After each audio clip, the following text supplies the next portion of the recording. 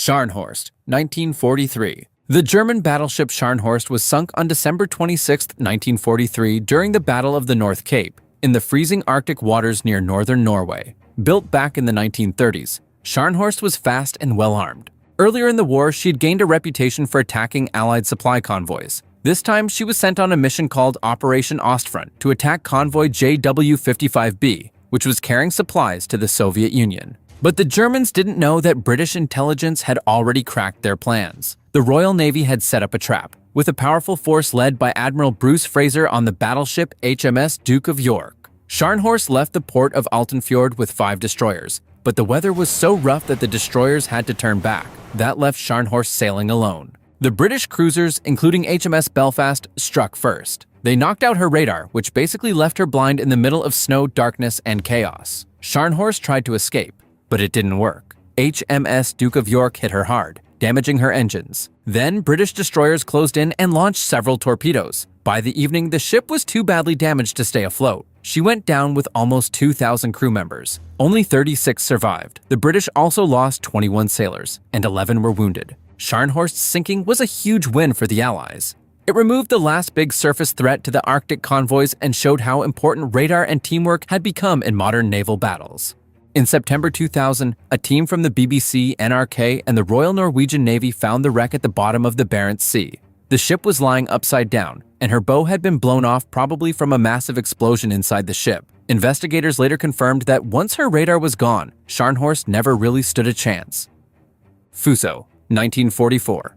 During World War II, Japan suffered one of its most tragic naval losses at the Battle of Surigao Strait on October 25, 1944. This battle was part of the much larger and more intense Battle of Leyte Gulf in the Philippines. The battleship Fusso, launched in 1914, played a major role in this fight. She was one of the first battleships that was fully designed and built in Japan. By the 1930s, Fusso had gone through several upgrades, but even with the improvements, her armor and layout were outdated compared to newer warships. Under the command of Vice Admiral Shoji Nishimura, Fusso sailed into battle as part of the Japanese Southern Force. Their mission was to stop American forces from landing on Leyte Island, but the U.S. Navy was already prepared. Rear Admiral Jesse Oldendorf had his ships positioned right across the narrow strait, creating a deadly trap.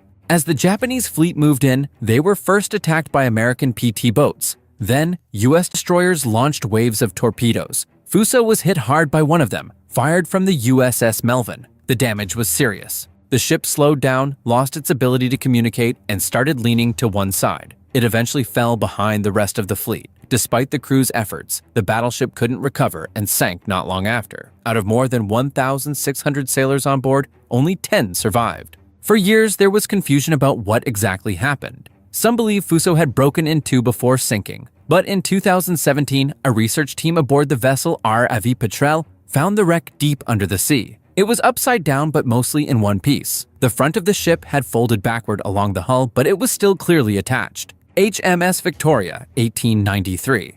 The HMS Victoria disaster took place on June 22, 1893, during a British naval exercise off the coast of Tripoli, which is now part of Lebanon. Launched in 1887, the Victoria was the flagship of the Mediterranean Fleet, armed with 2 massive 16.25-inch guns and a forward turret. While she had impressive firepower, the ship also had serious design flaws, one of which was reduced stability. During the exercise, Vice Admiral Sir George Tryon ordered 2 columns of ships to turn inward at the same time to change direction. The spacing between the columns was just 1,200 yards, way too close for both ships to turn safely, as each needed almost that much space. Some officers raised concerns, but Tryon insisted they go ahead anyway. The result was disastrous. The HMS Camperdown collided with Victoria, tearing open her starboard side below the waterline. Water flooded in quickly, worsened by the open portholes and hatches left open because of the summer heat. Just 15 minutes after the impact, the Victoria capsized and sank, taking 358 men with her, including Admiral Tryon. Reports say that before going down with the ship, Tryon acknowledged his mistake.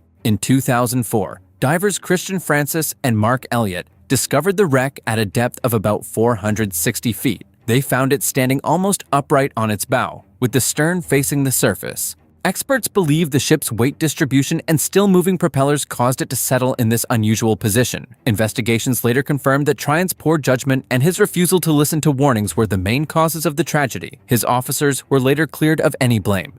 Dunkerque, 1940. The French battleship Dunkerque was launched in 1935 and was quite ahead of its time. She was built specifically to take on the German Deutschland-class cruisers and became the first of her class. What made Dunkerque stand out was her unusual design. All of her main guns were placed at the front in two large turrets. This setup made it easier to focus firepower straight ahead. But sadly, Dunkerque met her end on July 3, 1940 during a British attack on the French fleet at Mers el-Kebir, a port in Algeria. Just a few weeks earlier, France had signed an armistice with Germany, and Britain was worried that the powerful French Navy might end up in German hands. To stop that from happening, the British launched Operation Catapult, a mission to take control of or destroy French ships. At Mers el-Kebir, the battleship Dunkerque was docked with its back to the sea, which made it hard for the ship to move or defend itself properly. The British tried to negotiate first, but when that failed, they opened fire. Dunkerque was hit several times. One shell slammed into a main gun turret, causing an explosion inside and killing crew members. Another damaged the rudder, while a third one tore through internal sections of the ship, setting off ammunition and damaging key machinery. A fourth shell exploded in the boiler room, knocking out the ship's power. To stop Dunkerque from sinking, the crew managed to beach her near the shore. The British thought the ship might still be usable, so they launched a second attack on July 6th. This time, torpedo bombers went after Dunkerque. The ship itself wasn't hit directly, but a nearby patrol boat named Terra Neuve was struck. Its depth charges exploded, sending shockwaves that caused more damage to Dunkerque's hull. Some compartments flooded, and parts of the ship's structure were bent out of shape. Even with all this damage, the French were able to refloat and repair her over the next few months. In November 1942, things took another turn. As German forces moved in to seize the French fleet at Toulon, Dunkerque's crew scuttled the ship to keep it from falling into enemy hands. Later on, the ship was partially dismantled by Italian and German forces. After the war ended, the wreck stayed in Toulon until it was officially removed from the Navy list in 1955 and scrapped in 1958. IJN Kongo, 1944. Kongo was Japan's first modern battlecruiser, built in Britain in 1913 and later upgraded into a fast battleship in the 1930s. Known for her speed and firepower, she served in key Pacific battles before meeting a tragic end on November 21, 1944, during World War II. On that day, she was on her way back to Japan from Brunei, along with two destroyers, Hamikaze and Isakaze, when an American submarine, the USS Ceylon II, spotted them in the Taiwan Strait. The submarine slowly got into position and fired 6 torpedoes. 3 of them hit Kongo on the left side, near the boiler rooms. The damage was serious. 2 boiler rooms flooded right away, which slowed the ship down a lot and made it tilt to one side. Still, the crew tried to keep her going and worked hard to stop the flooding. But as more water came in and the damage spread, it became clear they were losing the fight. Then, without warning, a huge explosion ripped through the front part of the ship. It's believed one of the main magazines, where ammunition is stored, blew up, likely because of fires or seawater reacting with unstable explosives. The blast tore Kongo apart. She sank quickly off the coast of Taiwan, taking over 1,200 crew members with her, including Vice Admiral Yoshio Suzuki and Captain Yoshio Fujita. Only about 200 sailors survived. To this day, Kongo's wreck has never been officially found. Based on survivor stories and U.S. Navy records, it's believed to be somewhere northwest of Taiwan, around 350 feet underwater, but no one has confirmed the exact location yet. Kongo holds a sad record. She's the only battleship in history that was ever sunk by a submarine while moving at sea. HMS Barham, 1941. HMS Barham was a massive battleship of the British Royal Navy, launched during World War I and known for her power and size. She measured about 643 feet long, weighed over 34,000 tons when fully loaded, and carried 8 15-inch guns. Her thick armor and powerful weapons made her one of the most important ships in the fleet. Barham served in several major battles and, by 1941, was playing a key role in the Mediterranean Sea, supporting Allied forces in North Africa.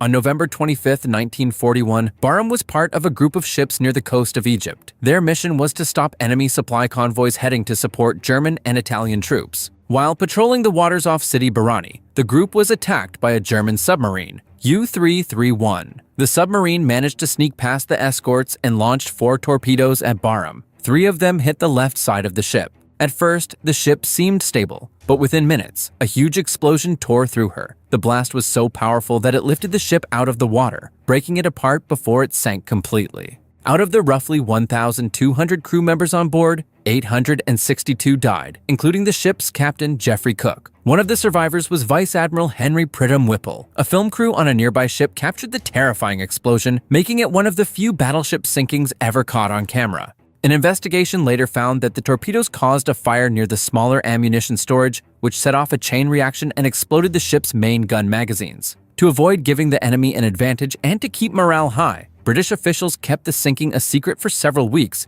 before informing the public in January 1942. Shinano, 1944. The Japanese aircraft carrier Shinano had an unusual beginning. When construction started in 1940, she was supposed to be the third ship in the Yamato-class battleships, some of the most powerful battleships ever built. But after Japan suffered huge losses at the Battle of Midway in 1942, the plan changed. Instead of becoming a battleship, Shinano was converted into an aircraft carrier. The idea was to turn her into a heavily armored support ship that could carry planes and supplies to other carriers and air bases. At over 67,000 tons, she was the biggest aircraft carrier ever built at that time, and to this day, she remains the largest warship ever sunk by a submarine. Shinano was officially commissioned into the Navy on November 19, 1944. Just 10 days later, she set out on her first voyage, even though she wasn't fully finished and hadn't done proper sea trials. She left Yokosuka, heading for Kure, with 3 destroyers escorting her. What the Japanese didn't know was that the American submarine USS Archerfish was lurking nearby. In the early hours of November 29th, Archerfish fired 6 torpedoes. 4 of them hit Shinano on her starboard right side. At first, the crew thought the damage could be handled, but there were a lot of problems. The ship's watertight compartments weren't properly sealed, many of the safety systems weren't working yet, and the crew didn't have enough training to deal with an emergency like this. Water kept rushing in, and the ship started to lean badly. They tried to balance the flooding by pumping water into other areas, but it didn't help. After several hours, the massive ship rolled over and sank about 65 miles off Japan's coast. More than 1,400 people lost their lives. After the war, U.S. experts looked into what went wrong. They found major design flaws and poor construction. One big issue was how the ship's armor belt connected to the torpedo protection system. It was so badly designed that the torpedoes caused massive internal damage. On top of that, no one had tested how watertight the ship actually was before sending her out to sea. All of these problems, along with an unprepared crew, led to the tragic sinking of a ship that was meant to show Japan's naval strength. To this day, the wreck of Shinano has never been found. It's believed to be lying about 13,100 feet deep in the northern part of the Ryukyu Trench. HMS Belfast, 1942. HMS Belfast was a light cruiser built for the Royal Navy. She was launched on March 17, 1938 in Belfast by Anne Chamberlain, the wife of the then Prime Minister Neville Chamberlain. The ship was built by Harland and Wolff and was meant to protect trade routes and take part in offensive missions. She officially joined the Navy just before World War II began and was first used to help enforce a blockade against Germany. But not long after entering service, on November 21, 1939, Belfast hit a German magnetic mine while heading out for a training exercise. The explosion caused serious damage. The keel bent, parts of the ship's machinery and decks were badly shaken, and one of the boiler rooms was completely wrecked. About 20 crew members were injured, and sadly, one of them later died. The ship had to be towed back for repairs at Rosyth Dockyard. The damage was so bad that she was taken out of service in early January 1940. Over the next few years, Belfast went through major repairs and upgrades. Her armor was improved, the hull was reinforced, and advanced radar and fire control systems were added. These changes made her heavier, but also much stronger in battle. After nearly 3 years, she returned to service in November 1942. From there, Belfast took part in several key operations. She helped escort Arctic convoys carrying supplies to the Soviet Union and played a big role in the Battle of North Cape in December 1943, where she helped sink the German battlecruiser Scharnhorst. In June 1944, Belfast also supported the D-Day landings, firing at enemy positions to help British and Canadian forces on the beaches. Today, HMS Belfast is a museum ship, permanently docked on the River Thames in London. USS Liberty, 1967. The USS Liberty started out as a cargo ship named SS Simmons Victory, built in 1945. Later, in 1964, it was turned into a spy ship for the US Navy working under the NSA. It was packed with high-tech equipment used to listen in on electronic communications like phone calls and radio signals. By 1967, during the rising tensions of the Six-Day War, Liberty was sent to the eastern Mediterranean to keep an eye on what was going on in the region.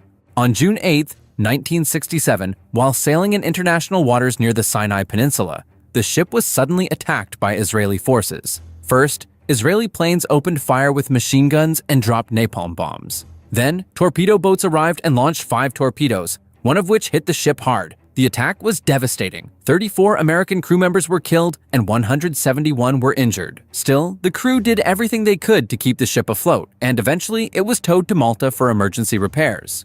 Later investigations claimed that the attack happened because the Israelis mistook Liberty for an Egyptian ship, but many of the survivors, and even some officials, didn't agree with that. They pointed out that Liberty was clearly marked and flying a large American flag. Both the US and Israel held their own inquiries. Israel later apologized and paid compensation to the families of those who died and to the US government. The damage to Liberty was too severe to fix. She was officially taken out of service in 1968 and later sold for scrap in 1973.